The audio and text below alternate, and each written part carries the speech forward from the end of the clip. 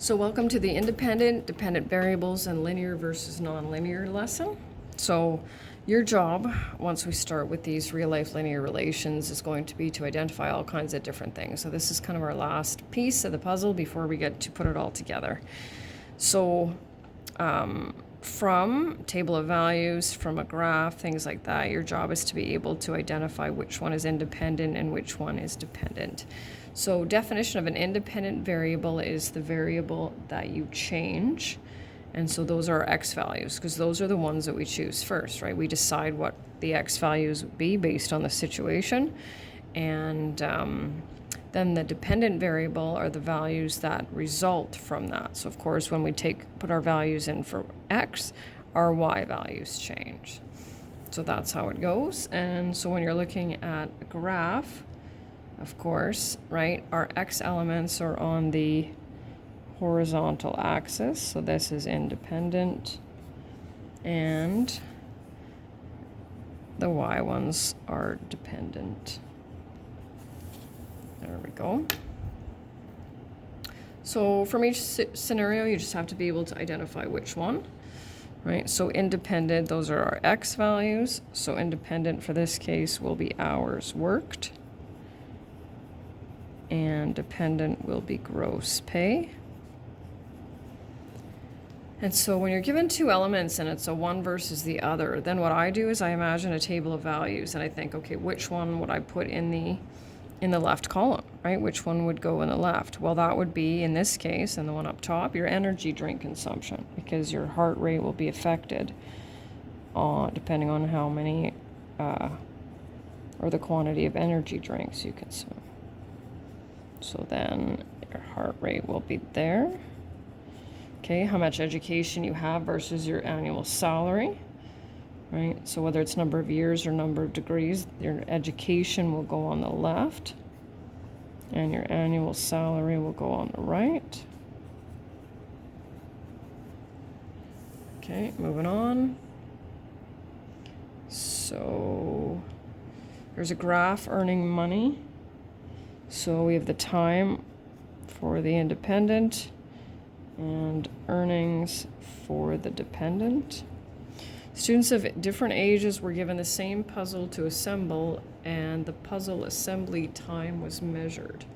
So what are we looking at here? Well, for the independent, we're looking at the age, right? So if you're younger, older, can you do it faster?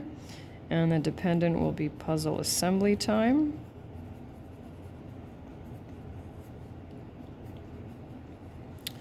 You want to see if playing music helps plants grow taller. Well, the music would be your independent, right?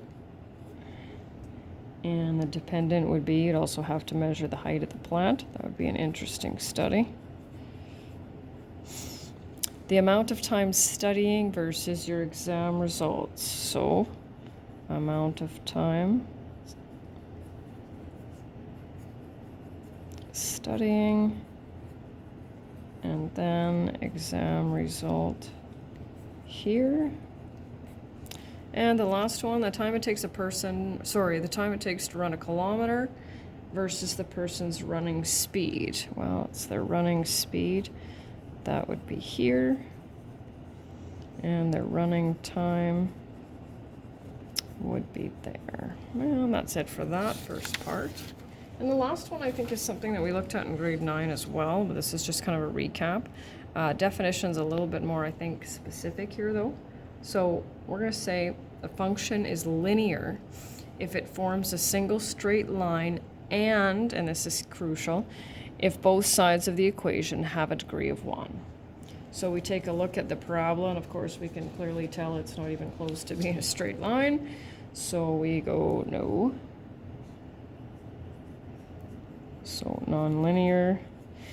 So you can either plot these points. I can see that because these are consecutive numbers and these are consecutive numbers, they're going to form a line. So it's linear.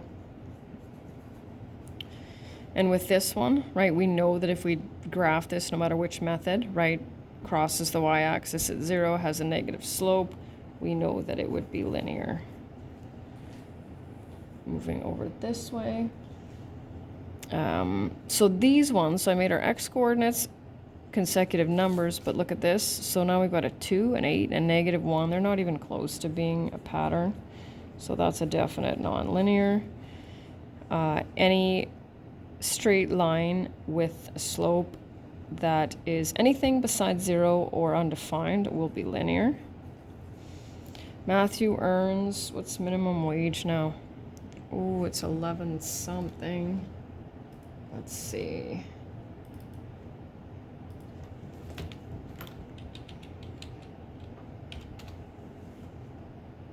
That's not it. 11.45. There it is. The last time I wrote it out, it was 10.96. So that's his hourly wage. So of course, depending on the number of hours he works, that will be linear. Y equals x squared? Absolutely not, right? That's our basic parabola right there. So non-linear. And we don't even need to know what's in, I don't know if you can read this, but we don't even need to know just because it's a curve. So that's non-linear. So is this one with points all over the place? And let's see if we have a pattern here. So we have consecutive numbers here, and then of course we have odd numbers that increase by 2, so this one will be linear. And we have 5 more. So this one's not, you could do your line of best fit for this one, but this is definitely non-linear.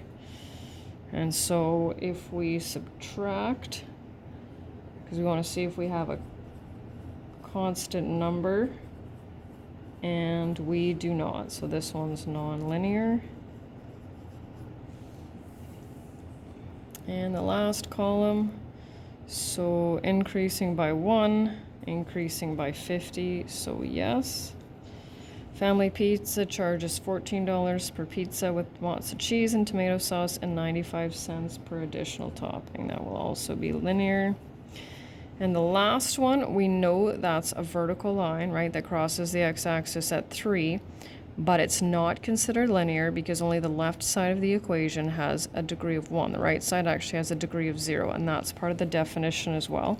So horizontal and vertical lines are not considered linear. And that's it.